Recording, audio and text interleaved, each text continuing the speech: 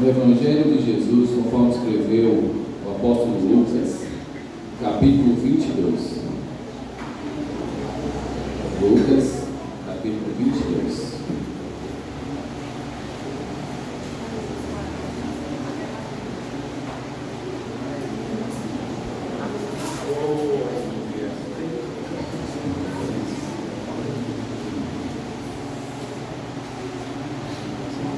Lucas 22, a partir do versículo 31. Todos encontraram meu amém?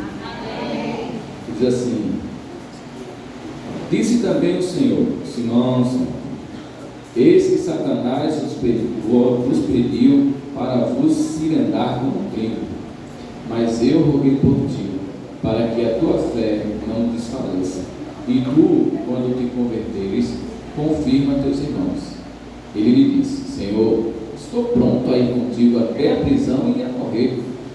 Mas ele disse: Digo-te, Pedro, que não cantará hoje o galo antes que 3 vezes negues que me conheces. Amém? Pode sentar, glorificando o nome de Jesus. Louvado seja o nome do Senhor para todos.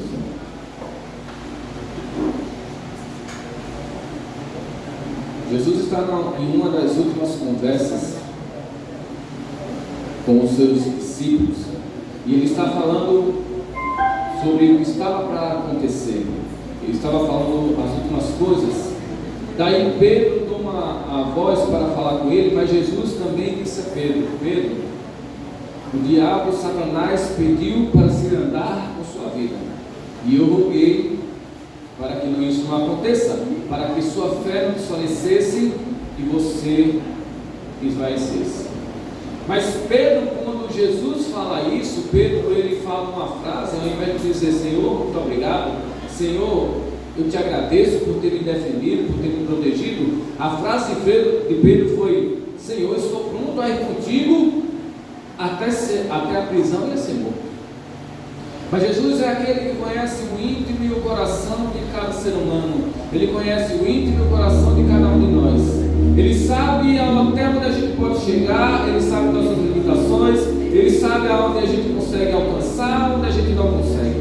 Ele consegue enxergar o nosso futuro até muito mais além do que a gente imagina. Talvez hoje a gente esteja dizendo assim: olha, eu posso, eu consigo, eu enfrento, eu penso, eu derrubo, eu passo por cima, eu dou a volta. Mas o Senhor às vezes está lhe protegendo, não está lhe dando coisas, não está fazendo algo por você, porque Ele sabe que se lhe der, a carga fica pesada. Se botar na sua mão, você não aguenta. Se Ele der mais um pouquinho, você desfalece.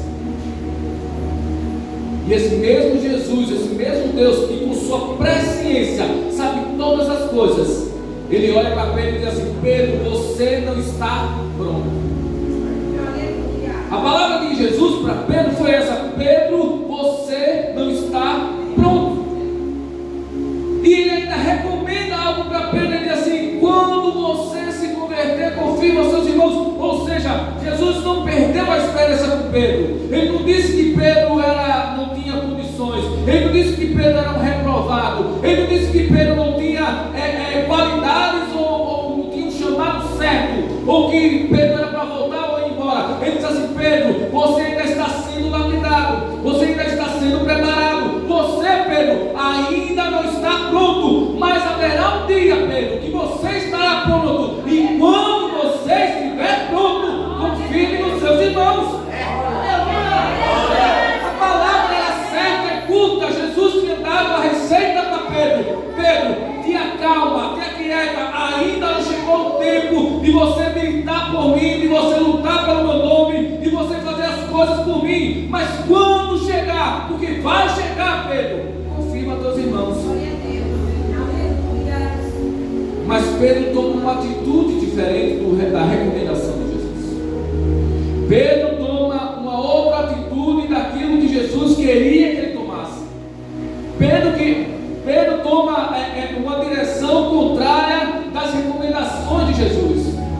Porque Pedro se achava que estava pronto. Pedro se achava: ah, Senhor, eu já andei mais de 3 anos com o Senhor. O que eu tinha de ouvir, eu já ouvi. O que eu tinha de aprender, eu já aprendi. Então eu estou pronto para ir contigo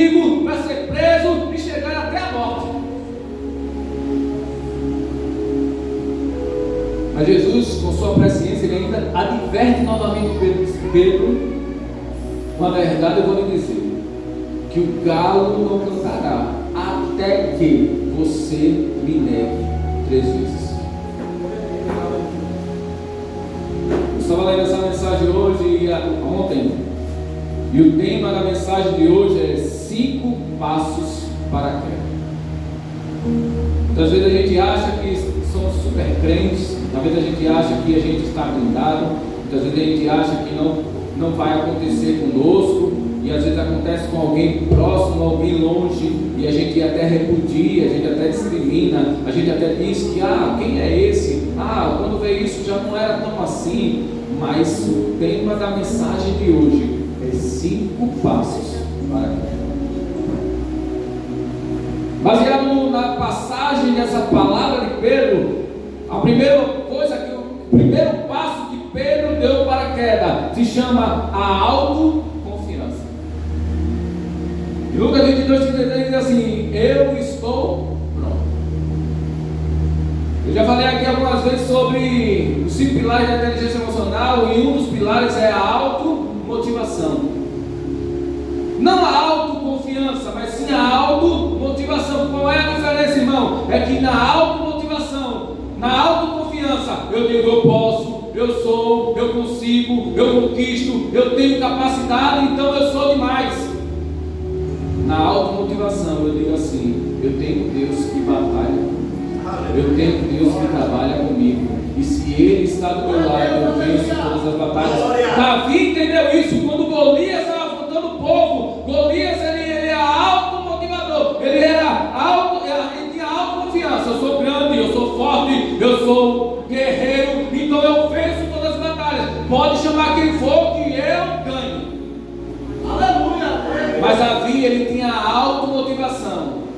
Quem é esse para batalhar contra o povo do Senhor dos Exércitos?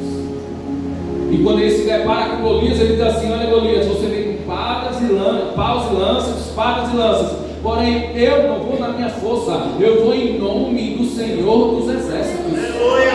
Ele sabia em quem confiar. Em 1 Coríntios capítulo 10, versículo 12, diz assim: aquele, pois, que cuide está em pé, olhe que não caia. Ou, aquele que está de pé, tenha cuidado para que você não caia. O primeiro conselho que eu dou contra a autoconfiança é: tenha cuidado para não cair. Tenha cuidado, porque quem está em pé, todos podem cair. Tem pessoas que acham que não vai acontecer comigo porque eu tenho Jesus do meu lado. Amém? Mas o próprio Jesus, Paulo adverte: se você está em pé, independente de quem você seja, cuidado para que não caia. Jesus adverte os seus discípulos assim: orai e vigiai. Para quê? Para que não caias em tentação. Esteja sempre atento. Em Salmos 27:8 diz assim: uns confiam em carros e outros em cavalos, mas nós faremos menção do nome do Senhor nosso Deus. Uns encurvam-se e caem, mas nós nos levantamos e estamos de pé. A confiança em Deus nos faz ficarmos de pé. Pedro tinha todo esse aparato para se manter de pé, porque Jesus disse: eu estava contigo, eu te defendi, Pedro. Mas Pedro disse: não, Senhor, não precisa, porque eu sou pronto. E na verdade, tudo se começa com a autoconfiança. Já para analisar que os maiores os acidentes de trânsito é por autoconfiança. Dá para passar. O sinal está amarelo, eu consigo atravessar antes que fique vermelho. O que acontece? Fica vermelho e outro carro bate. Não, eu consigo chegar lá, eu consigo acelerar mais um pouquinho. Não vai acontecer nada. Acidentes acontecem. E na nossa vida cristã não é diferente. Às vezes a gente acha que consegue. A gente barganha com a tentação. Não, eu venço a tentação, eu sou forte, eu estou alicerçado na rocha. Então a tentação não me entenda, mas Jesus disse assim: cuidado com ela. Para o diabo você resiste, mas na tentação você foge. E o primeiro erro de Pedro foi a automotivação. Autoconfiança. Em Judas 24 diz assim, Judas 1:24, que só tem um capítulo, diz assim: ora, aquele que é poderoso para vos guardar e tropeçar, e apresentar-vos irrepreensível com alegria perante sua glória, devemos reconhecer que sem Deus caímos. Não adianta a gente ter uma pregação bonita, ou cantar bonito, ou ter dons do Espírito. Você pode ter os 9 dons, se Deus não estiver com você, você cai. Devemos também entender que temos que ter uma consciência que sem Jesus não somos salvos. Tudo que temos ou somos é nada perante a majestade de Deus. Em Efésios, em Filipenses, capítulo 3, versículo 4, que diz assim: ainda que também podia confiar na carne, se algum outro dia que pôde confiar na carne, ainda mais eu, circuncidado ao 8º dia, da linhagem de Israel, da tribo de Benjamim, hebreu de hebreu, segundo a lei de fariseu, segundo o zelo perseguidor da igreja, segundo a justiça que há na lei, irrepreensível. Ou seja, Paulo diz assim: se outros aí confiam na carne, eu tinha todas as razões para confiar na minha. Sou judeu, da tribo de Benjamim, hebreu de hebreu, fariseu, guardador da lei, persegui, sou irrepreensível. Ora, eu tinha todos os requisitos para confiar em mim. Mas ele continua dizendo no versículo 8, diz assim: e na verdade, no versículo 7 diz assim: mas o que para mim era ganho, repudiei perda por Cristo. E na verdade tenho também por perda todas as coisas, pela excelência do conhecimento de Cristo, meu Senhor, pelo qual sofri a perda de todas essas coisas, e as considero como escória, para que possa ganhar a Cristo. Ou seja, ele diz assim: tudo que eu tenho, tudo que eu era, não é nada perante a excelência e a majestade de Jesus. Tenha cuidado com a autoconfiança. Tenha cuidado com o eu consigo, ou eu sou, ou eu posso e eu aconteço. Porque sem Jesus a gente não estaria nem aqui hoje. Sem a potente mão do Criador nos ajudando, nos dando livramento, afastando as artimanhas ciladas do diabo das nossas vidas, já tínhamos caído há muito tempo. Porque sem Jesus não conseguimos ficar de pé. O segundo passo para a queda é a negligência na oração. Em Lucas 22:45, mantenha suas Bíblias abertas. Diz assim: e levantando-se da oração, foi ter com seus discípulos, e o achou-os dormindo de tristeza. E disse: por que estáis dormindo? Levantai-vos e orai, para que não entreis em quê? Tentação. Pedro tinha acabado de falar para Jesus: Jesus, eu estou pronto. Jesus, eu estou pronto e operante. A linguagem de hoje é: Jesus, o Pai está on. É assim ou não é? Aí Jesus faz: tudo bem, então vamos ali, Pedro, na frente. E ele chama Pedro, Tiago e João e diz assim: fica vocês 3 aqui, vigia por mim e ora, que eu vou mais na frente orar sozinho. Aí Jesus se afasta dos 3. Com 1 hora depois Jesus volta, e o pai que estava on estava off. E o homem que disse que estava pronto estava dormindo. O homem que Jesus confiou, diz assim: vigia e ora por quem? Por mim. Aquele que intercedeu por Pedro, para o diabo não se andar com a vida dele, faz um pedido: Pedro, ora por mim, Pedro. E quando ele encontra Pedro, Pedro está dormindo, e a Bíblia é enfática, ele está dormindo de tristeza, estava babando. Porque ele não deu valor ao momento de oração. Sabe qual é o nosso segundo passo para a nossa queda? Quando começamos a negligenciar os tempos de oração. quando começamos a negligenciar os momentos de oração. Separamos o dia inteiro para fazer todos os nossos afazeres, mas quando o sono aperta, quando você não aguenta mais ficar acordado, você dá 2 minutos, 5 minutos, 3 minutos para orar para Deus, e ainda abre a boca e às vezes cochila.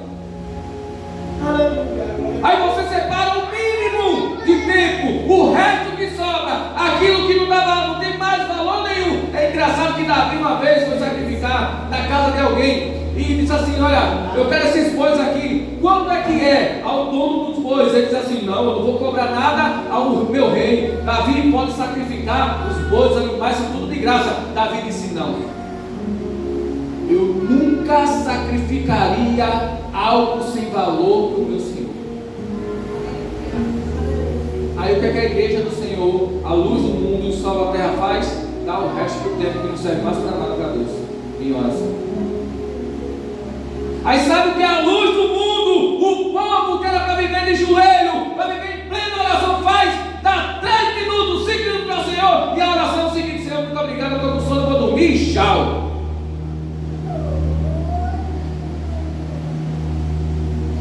Você está declinando para quê?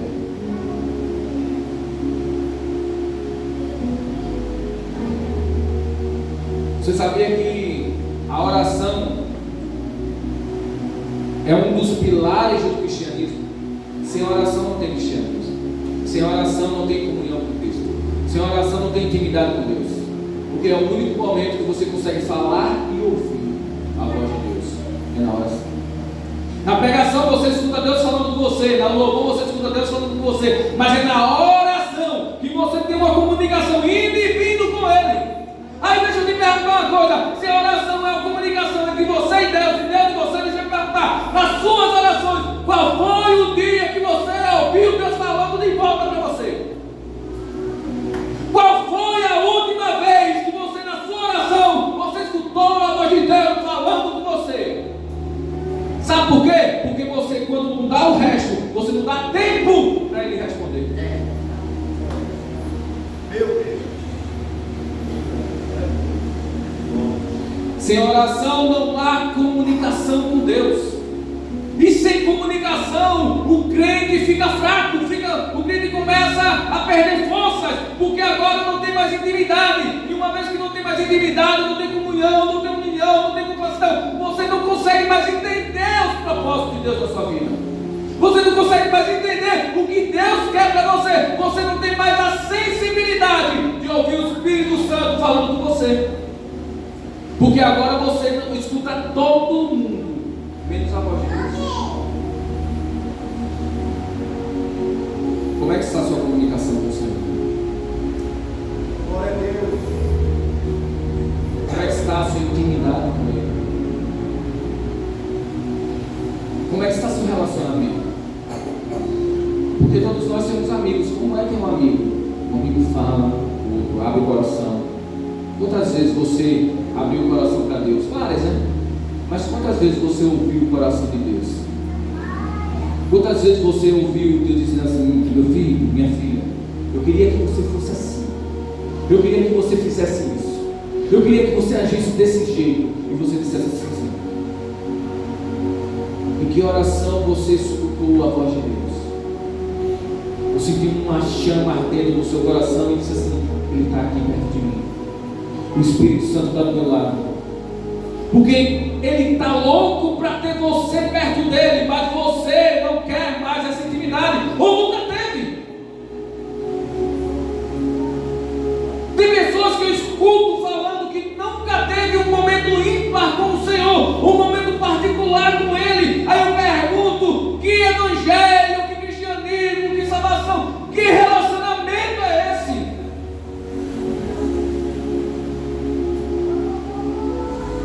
Eu fico olhando a vida de Moisés. Moisés, Deus fala com ele na sarça ardente, e ele volta para o Egito, e todo mundo sabe da história.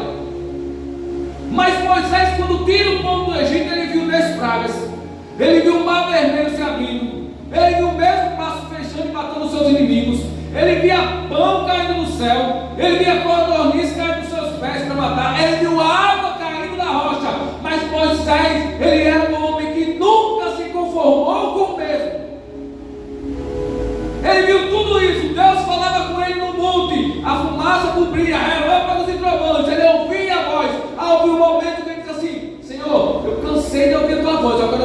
te vê. E detalhe, Deus disse assim: Moisés, quem me vê morre por causa do pecado. Ele disse: eu não quero saber, eu só obedeço se eu me ver. E Deus se mostrou a ele: se esconda ali naquela fenda, eu vou botar a mão, vou passar, você vai me ver de costa. É o mais que suficiente. E Moisés disse: tudo bem. A intimidade de Moisés era tão grande, deixa eu te falar a verdade. Quando o próprio Deus diz assim: eu converso com Moisés o quê? Face a face. Quando Moisés descia do monte, ninguém conseguia olhar para o rosto de Moisés. Por quê? Porque a sua pele, a pele do seu rosto brilhava como a luz. Aleluia! Glória a Deus! É na intimidade com Deus que nos tornamos diferentes do mundo. Porque se estamos na igreja, vivendo do mesmo jeito, sem intimidade com Cristo, estamos igual ao mundo. Porque o próprio Jesus falou, disse assim: olha, não useis de boas repetições como os gentios, achando que por muito falar serão ouvidos. Ou seja, eles oram e eu ouço. Mas o meu povo, quando se ajoelhar para orar, busque a minha presença. Aleluia! Se você lê em casa a oração do Pai Nosso, ela fala muito mais quem nós somos do que quem Deus é. Ela expressa mais quem nós somos do que quem Deus é. Correu. A Bíblia fala que o rei Ezequias, ele provou o poder da oração. O profeta chega na casa de Ezequias, dizendo assim: assim diz o Senhor. Ele estava doente. Põe tua casa em ordem, que você vai morrer e não vai morrer. Mas só que Ezequias tinha uma ferramenta extraordinária: a oração. A Bíblia fala que ele se vira para a parede e faz uma oração. Irmãos, não foi uma campanha de oração, não foi 21 semanas de Daniel, não foi as 7 tiradas do povo de Jericó, não foi nada disso. Uma oração sincera. Ele se lamenta e faz um clamor ao Senhor. O profeta ainda estava saindo quando a resposta veio. Profeta, detalhe, o profeta estava saindo dos portões, estava indo embora. Deus diz assim: volta lá e muda a sentença.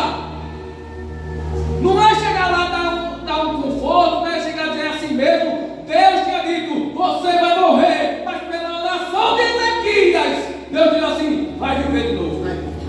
Glória a Deus! Glória a Deus! Mas 15 anos o rei Ezequias. Jesus ele tinha um hábito tão maravilhoso de oração, que houve um momento que os discípulos tinham a oportunidade de pedir alguma coisa para Jesus. Eles podiam dizer: Senhor, me mostra como expulsar demônio. Senhor, me ensina como ressuscitar o morto. Me faz essas coisas, me ensina a fazer esses sinais, Senhor. Mas não, os discípulos chegam para Jesus e dizem assim: mestre, me ensina a orar. Aleluia, glória. Jesus, tem tantas coisas que o Senhor pode me ensinar. Uma coisa eu te peço: me ensina a orar. Porque ele sabia que na oração tinha resposta, na oração tinha provisão de Deus, na oração tinha milagre, na oração tinha promessa, na oração Deus se manifestava ao seu povo. Mas houve mais uma queda de Pedro. Mais um passo para a queda. Sabe qual foi o terceiro passo? Ele querer lutar as guerras espirituais com as armas carnais. Jesus está no Getsemane, versículo 49 ao 51, diz assim: e vendo que os que estavam com eles ia suceder, disseram: Senhor, feriremos a espada? E um deles feriu o servo do sumo sacerdote e cortou-lhe a orelha direita. E respondeu Jesus e disse: deixa-o, basta, e tocando-lhe a orelha, curou. E Mateus vai falar que foi Pedro que puxou a espada e ia matar o soldado, mal que se desviou e cortou-lhe a orelha. E Jesus o repreende assim: se eu quisesse me livrar disso aqui, eu rogaria ao Pai, e ele mandava legiões de anjos. Ou seja, Pedro, a guerra aqui não é material, a guerra aqui não é contra a carne nem contra o sangue. Há uma batalha espiritual que eu tenho que vencer, e eu tenho que vencer, eu tenho que enfrentar essa batalha. Aí muitas vezes ele está assim, sabe como? Tentando vencer as batalhas carnais com armas espirituais, e as espirituais com armas carnais. Ah, meu filho está muito desobediente, irmão, vamos fazer uma campanha de oração. Não, irmão, pega uma cinta que resolve. Ou não é? Aí agora você está com um vício e vai dizer assim: não, irmão, isso aqui é bobagem, isso aqui eu consigo vencer sozinho. Não vence não, irmão. Tem pecados e problemas que a gente tem que rogar ao Senhor para que mude o cativeiro. Veja, entenda uma coisa, tem pessoas da nossa... Entenda uma coisa, a Bíblia fala assim para as mulheres, que ela consegue ganhar o seu marido só com testemunho de vida. É assim, não é? A Bíblia não é mentirosa. Ela não fala uma palavra. Quantas irmãs estão lutando na peleja ainda? Porque tenta usar as armas humanas. Está na hora de usar as armas espirituais que Deus colocou na sua vida. Mudança de postura, mudança de caráter, louvor, oração, palavra. Essas coisas faz mudar o seu caminho. Pedro não entendeu o que estava acontecendo e tentou lutar com as armas carnais da forma errada. Jesus ele ensina, Paulo ensina em Efésios capítulo 11, capítulo 6, versículo 10, versículo 11 diz assim: revestido de toda a armadura de Deus para que possais estar firme contra as astutas ciladas do diabo. Porque ele diz assim: a nossa luta não é contra a carne nem contra o sangue, é contra as hostes espirituais da maldade nas regiões celestiais. Ou seja, Paulo, a Bíblia nos adverte: se prepare espiritualmente para estar firme na batalha. Mas como é que queremos vencer o diabo? Gritando com ele dentro de casa: eu te repreendo, diabo. Aí o menino passa: seu atentado. Aprenda a ter controle.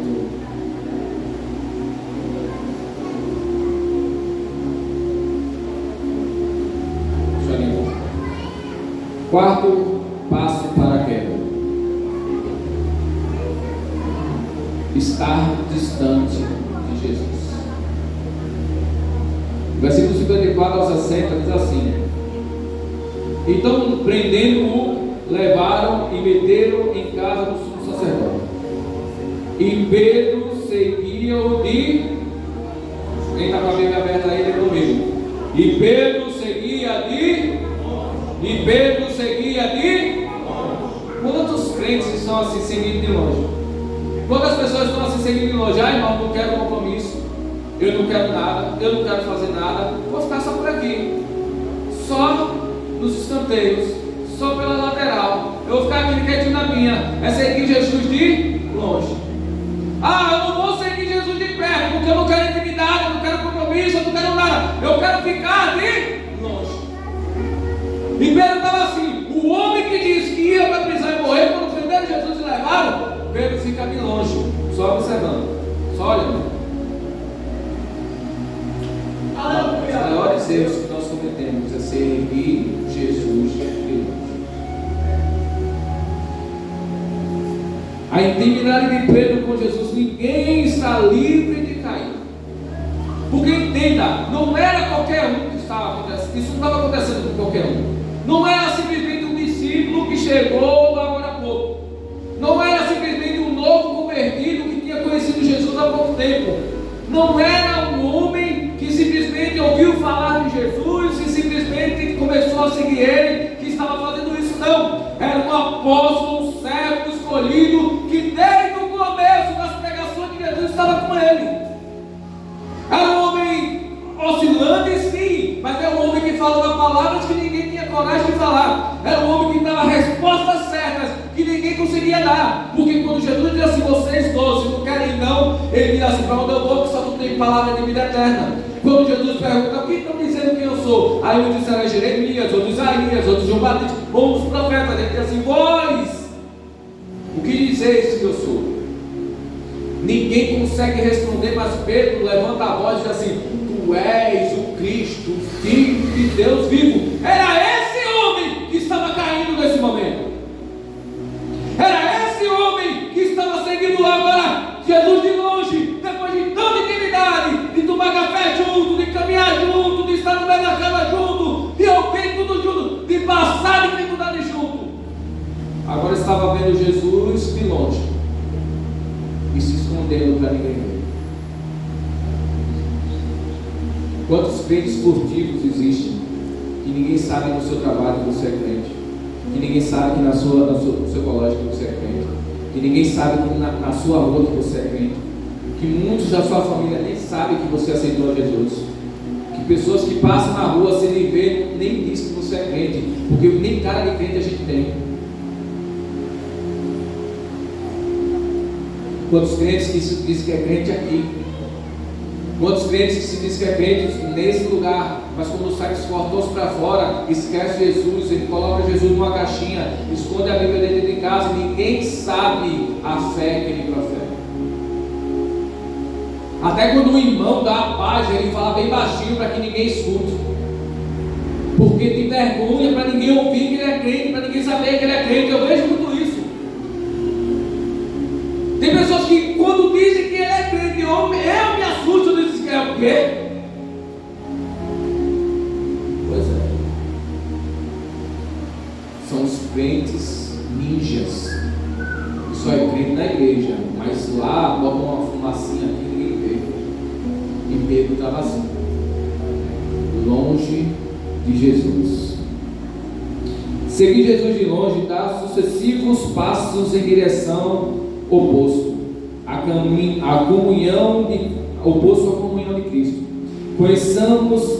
Começamos a negligenciar a vida espiritual. Quando começamos a andar à distância de Jesus, a gente mais não dá valor à leitura da Bíblia, a gente não vem mais para a escola bíblica, a gente não vem para culto de doutrina, a gente perde o prazer na oração, a gente não quer mais vir para culto, porque tudo é motivo para não vir para a igreja.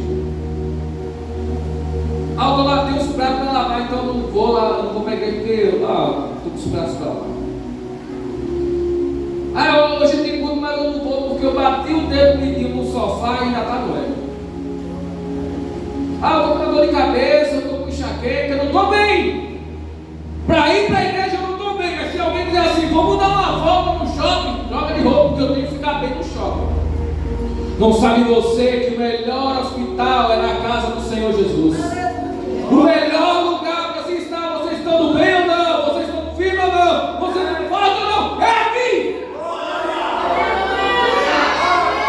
Porque aqui é onde você se fortalece, é aqui é onde você recebe renovo, é aqui que a regeneração de Cristo começa na sua vida.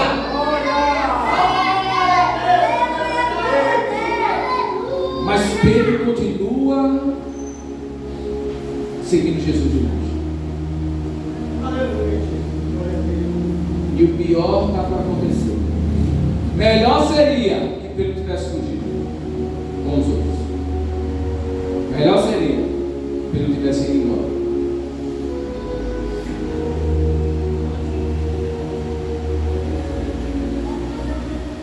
A Bíblia fala que tenha cuidado em ter uma vida de comunhão com Deus. Tessalonicenses 5,17, não vou colocar no tempo, tem uma corrida. Mas um detalhe é que você pode ser a luz do mundo, como eu falei no começo, você pode ser o sal da terra, como eu falei no começo, mas sem Jesus você nem brilha e você não salva. Eu vou dizer isso de novo. Você pode ser a luz do mundo, você pode ser o sal da terra, Mas sem Jesus, você nem briga e nem salva. Porque é Ele que dá isso a você. Jesus mesmo disse: sem mim, nada podeis fazer. Aleluia. E Pedro estava de longe, e o problema de estar distante de Cristo é porque chega a frieza. Quando estamos longe de Jesus, começa a frieza, as outras coisas começam a invadir, a gente começa a esquecer quem nós somos, esquecer quem está aqui dentro, se esquecer daquilo que nós um dia fomos chamados para ser. Porque a Bíblia fala que quando Pedro está lá e o frio aperta, ele começa a se esquentar num fogo cercado de pessoas diferentes, cercado de pessoas que só estavam vendo a hora, esperando a hora para ver Jesus crucificado. E engraçado e interessante que Salmos 1:1 diz assim: bem-aventurado o homem que não anda no caminho dos pecadores, não se detém e nem se assenta na roda dos escarnecedores. E aonde é que estava Pedro agora? Sentado na roda dos escarnecedores. A distância de Jesus faz com que você se sente na roda de escarnecedores só para se sentir confortável, só para se favorecer, porque Pedro estava com frio, havia um fogo ali, uma fogueira, mas a roda era dos escarnecedores. Aí Pedro diz assim: eu estou distante de Jesus, mas há um fogo aqui que vai me aquecer, vai suprir minha necessidade, é escarnecedor, mas eu vou lá. E ele agora se assenta onde há escarnecedores só para ficar bem. Quantos de nós estão fazendo isso? Estão se juntando com escarnecedores só para ficar bem na fita, só para socializar, só para ganhar amizades. E Jesus diz assim: aquele que perder a amizade, o evangelho é perda de amizade por amor do nome dele. E olha, deixa eu te falar por que isso. Porque quando você senta com os escarnecedores, eles começam logo a disturbar a verdade. Olha, eu não concordo com essa razão, eu não concordo com esse ponto de vista. Para mim isso aqui está errado, para mim isso aqui está errado. Aí você olha na Bíblia e a Bíblia está dizendo assim: olha, por exemplo, cada um contribua conforme o propósito do seu coração, contribua na igreja. Não sou adepto, eu não concordo com dar oferta ou dizimar na igreja. Aí você, para ganhar amizade, realmente também não concordo. Para mim não tem nada a ver o casamento homoafetivo. Aí você diz assim: eu também acho que vale o amor. Aí você começa agora a ser o escarnecedor.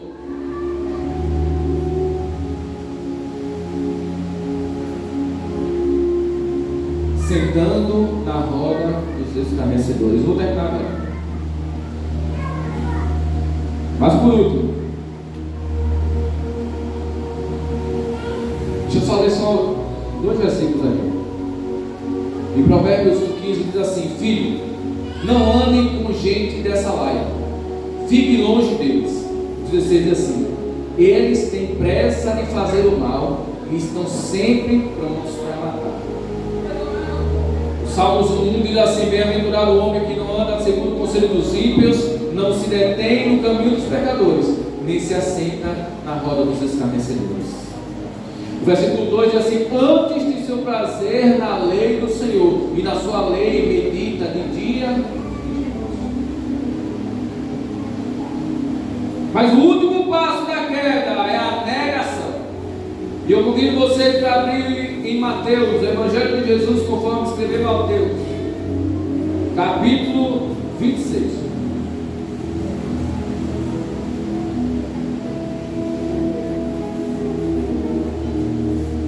Mateus 26, a partir do versículo 69. Aqui a gente vai ver com mais detalhes a progressão da queda de Pedro. Porque no 69 diz assim: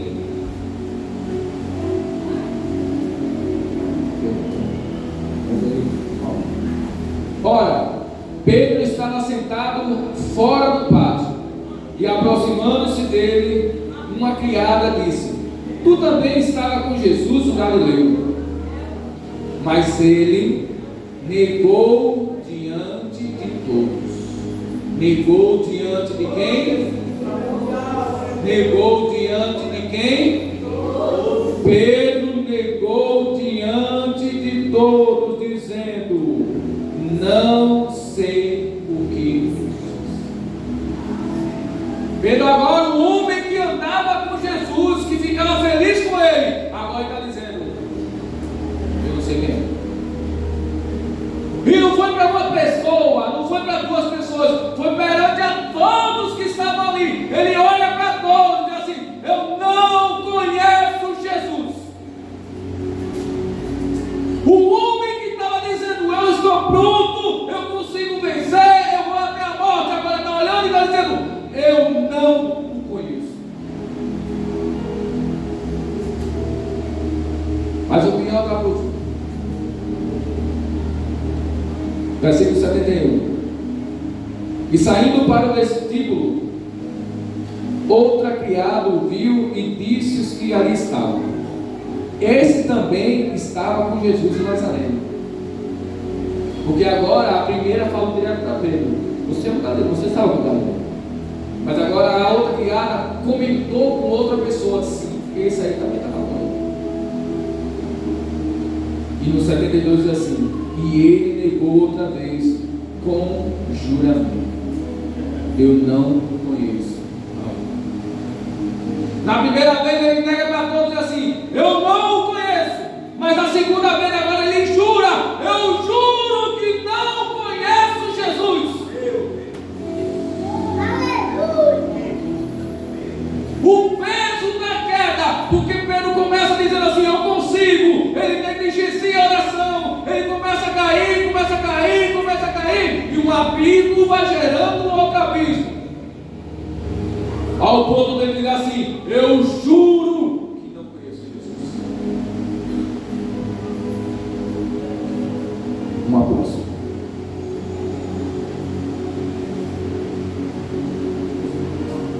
Mas a história não termina por aí, porque no versículo 76 diz assim: e logo depois, aproximando-se os que ali estavam, disseram a Pedro: verdadeiramente também tu és Deus, pois a tua fala te denuncia. Ou seja, não tem como negar que você é, não tem como negar que você não é um dos galileus, não tem como negar que você andava com ele. Detalhe, Pedro não é da Galileia, na parte nova. Ele pegou um sotaque por conta de Jesus. Aí disseram assim: é você verdadeiramente, você é um deles. Não tem como negar, a tua aparência discrimina, o teu jeito fala, a tua palavra diz que você é. Mas Pedro responde.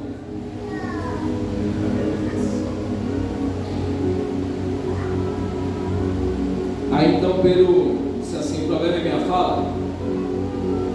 Aí diz assim no 74: então começou ele a praguejar e a jurar, dizendo: não conheço esse homem. E imediatamente ele diz a todo mundo: não conheço. E ele sai logo dali, ele foge de novo, ele foge. E ele vai para outro lugar, e a outra empregada diz assim: aquele é um dos galileus. E ele diz assim: eu juro que não conheço Jesus. Mas quando ele sai dali, vai para outro lugar, alguém diz assim: verdadeiramente esse é um deles, porque as falas dele, o sotaque dele denuncia ele. Aí Pedro começa a praguejar, a falar palavrões, a insultar, aquela virtude que Deus colocou dele já não tinha mais, porque agora ele já estava embaixo, já tinha caído. E ele começa a praguejar e a jurar e dizer: eu não conheço esse homem. E a Bíblia é clara que diz assim: e o galo.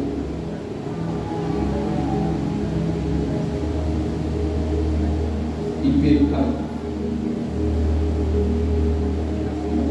A mensagem de hoje é para alertar Talvez você não saia tão animado assim, dando glória a Deus e aleluia, mas que seja de alerta para todos nós.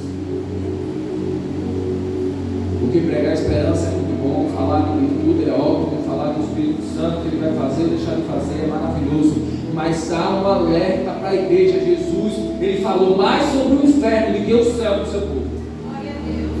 Porque Ele começou a alertar o risco que era sair do caminho.